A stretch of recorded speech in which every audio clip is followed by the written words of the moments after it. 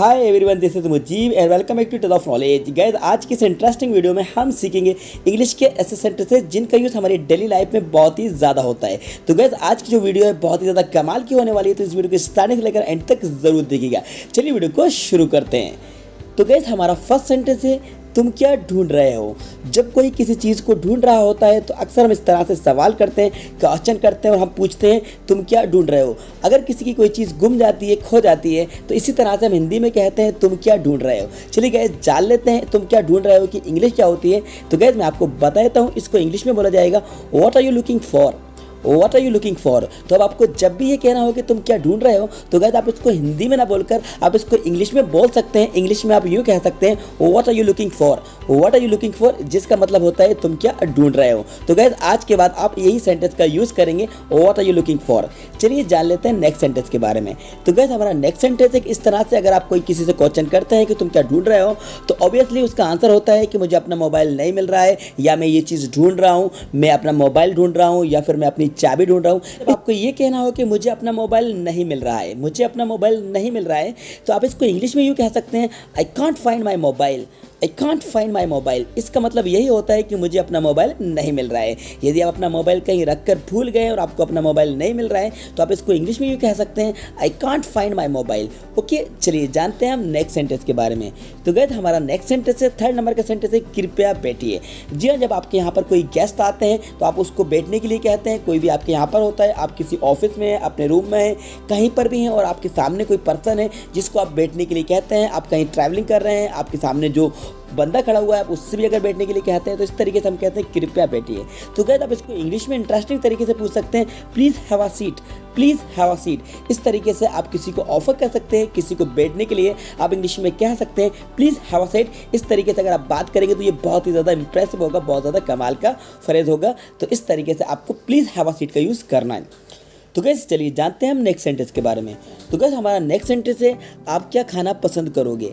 आप क्या खाना पसंद करोगे। गाइस, इस तरीके से जब आपके घर पे कोई गेस्ट आया होता है तो आप उससे पूछना चाहते हैं, आप जानना चाहते हैं कि वो क्या खाना पसंद करेगा, तो हम हिंदी में यूँ कहते हैं कि आप क्या खाना पसंद करोगे। तो चलिए जान लेते हैं इसको आप इंग्लिश में किस तरीके से पूछ सकते हैं। तो गाइस, आपको कहना होगा what would you like to have. What would you like to have? इसका मतलब यही निकलता है कि आप खाना क्या पसंद करेंगे, आप खाने में क्या लेंगे। तो इसको आपको इंग्लिश में यूँ कह देना है What would you like to have? Okay, चलिए जानते हैं हम नेक्स्ट सेंटेंस के बारे में। तो गाइस, हमारा नेक्स्ट सेंटेंस है, मैं अपना ब्रेकफास्ट लूँगा। मैं अपना ब्रेकफास्ट लूँगा। ब्रेकफास्ट मतलब जिसको कहा जाता है नाश्ता। सुबह में जो नाश्ता होता है उसी को ब्रेकफास्ट कहा जाता है। तो अगर आप ये कहना चाहते हैं कि मैं अपना नाश्ता लूँगा, तो आप इसको इंग्लिश में क्यों कह सकते हैं I have my breakfast. I have my breakfast, इस तरीके से आप इसको कह देंगे आई हैव माई ब्रेकफास्ट, जिसका मतलब होगा मैं अपना ब्रेकफास्ट लूँगा, मैं अपना नाश्ता लूँगा। चलिए गाइस, जानते हैं हम नेक्स्ट सेंटेंस के बारे में। तो गाइस, हमारा नेक्स्ट सेंटेंस है, बिस्तर से उतर जाओ। बिस्तर से उतर जाओ। जब आप घर पर होते हैं और घर पर आप अपने छोटे बहन भाई को या आपके पेरेंट्स, आपके मम्मी पापा आपसे कहते हैं कि बिस्तर से उतर जाओ, या फिर आप अपने बहन भाई से किसी से भी घर पर होते हैं और आप उससे बिस्तर से उतरने के लिए कहते हैं, तो हम इसको यूँ कहेंगे इंग्लिश में get off the bed. Get off the bed. तो गेट ऑफ द बेड का मतलब होता है बिस्तर से उतर जाओ। चलिए गाइस, जान लेते हैं हम नेक्स्ट सेंटेंस के बारे में। तो गाइस, अक्सर ऐसा होता है कि कभी कभी हमें ठीक नहीं लगता है, हमें ऐसा लगता है कि मुझे चक्कर आ रहे हैं और आपका सर घूम रहा होता है, आपका सर चकरा रहा होता है और आपको ऐसा लग रहा होता है कि मुझे चक्कर आ रहे हैं, या फिर आपका कोई फ्रेंड कोई भी उसको भी अगर ऐसा लगता है कि मुझे चक्कर आ रहा है, तो हम यूँ कह देते हैं कि मुझे चक्कर आ रहा है। तो मतलब कि चक्कर आना। अब सवाल ये है कि इसको इंग्लिश में किस तरीके से बोला जाए। यदि आपको ये कहना हो कि मुझे चक्कर आ रहा है, तो आप इसको इंग्लिश में कहेंगे I am feeling dizzy. I am feeling dizzy, इसका मतलब होगा मुझे चक्कर आ रहा है। ठीक है, चलिए जानते हैं हम नेक्स्ट सेंटेंस के बारे में। तो हमारा नेक्स्ट सेंटेंस है, उसे अंदर आने दो। उसे अंदर आने दो, मतलब कि अगर आप अपने ऑफिस में हैं, आप कोई बॉस हैं, आप किसी भी जगह के किसी भी चीज़ के मालिक हैं, आप अपने कैबिन में बैठे हुए हैं, अपने कंपार्टमेंट में, अपने ऑफिस में, और कोई बंदा आपसे मिलना चाहता है, कोई गेट पर है और आप उससे कह रहे हैं कि उसे अंदर आने दो। आपके गेट कीपर से, आप अपने प्यून से, किसी से भी बोलते हैं कि उसे अंदर आने दो, या आप अपने सर्वेंट से, किसी से भी कहते हैं, अपने असिस्टेंट से उसे अंदर आने दो। तो गाइस, इसको इंग्लिश में कहा जाएगा लेट हर कम इन। लेट हर कम इन। अब देखिए, यहाँ पर फीमेल है, अगर कोई लड़की है तो आपको यहाँ पर हर का यूज़ कर देना है लेट हर, और अगर कोई मेल है तो वहाँ पर आपको हर के प्लेस पर यूज़ करना है हिम। लेट हर कम इन या फिर लेट हिम कम इन, जिसका मतलब होगा उसे अंदर आने दो। मेल या फीमेल कोई भी हो सकता है। तो गैस चलिए जान लेते हैं नेक्स्ट सेंटेंस के बारे में। गैस जब आपको ये कहना हो कि मुझे भी जाना है, मुझे भी जाना है, मतलब कि आपका फ्रेंड कहीं पर गया है, आपका फ्रेंड कहीं किस जगह पर घूमने के लिए गया है, किसी इंटरेस्टिंग प्लेस गया है या कोई मूवी देखने गया है, किसी पार्टी में किसी फंक्शन में गया है और आप कहते हैं कि मुझे भी जाना है। ओके, मुझे भी जाना है तो आप इसको इंग्लिश में कहेंगे I have to go too, I have to go too, तो TOO है यहाँ पर, तो इसको आप इंग्लिश में कहेंगे आई हैव टू गो। यहाँ पर इसके बाद आपको टू बोल देना है, तो ओवरऑल इसको मिला के पढ़ेंगे I have to go too. Okay, I have to go too, इस तरीके से आप इसको इंग्लिश में बोलेंगे। चलिए गाइस जान लेते हैं नेक्स्ट सेंटेंस के बारे में। कहाँ जाना है, कहाँ जाना है। जब आपको ये कहना हो कहाँ जाना है तो आप इसको इंग्लिश में कहेंगे where to go, where to go, इसका मतलब होगा कहाँ जाना है। अब आप अगर सुबह 7 बजे उठते हैं तो आप कहते हैं कि मैं सुबह 7 बजे उठता हूँ या मैं सुबह 6 बजे उठता हूँ, अपनी डेली एक्टिविटीज़, अपनी डेली रूटीन बताने के लिए इस तरीके से आप कहते हैं कि मैं सुबह 7 बजे उठता हूँ या मैं सुबह 6 बजे उठता हूँ। तो इसको आप इंग्लिश में यूँ कह सकते हैं I wake up at 7 o'clock in the morning, I walk up at 7 o'clock in the morning. Guys मैं आपको बता दूं वेकअप और गेटअप में डिफरेंस होता है। देखिए वेकअप मतलब होता है जागना, मतलब कि स्टॉप स्लीपिंग, आपने सोना बंद कर दिया है और आपकी आंखें खुल गई है, आप अभी भी बेड पर है तो आप कह सकते हैं I wake up at 7 o'clock in the morning.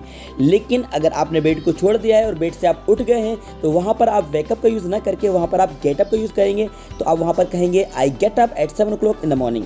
Okay, ऐसा हो सकता है कि 7 बजे आपकी नींद खुल जाती है, 7 बजे आप जाग जाते हैं, लेकिन उठते उठते आपको 8 बज जाते हैं, तो आप यूँ कह सकते हैं कि actually I wake up at 7 o'clock in the morning but I get up at 8 o'clock। Okay, इस तरीके से आप इसको यूँ भी बोल सकते हैं।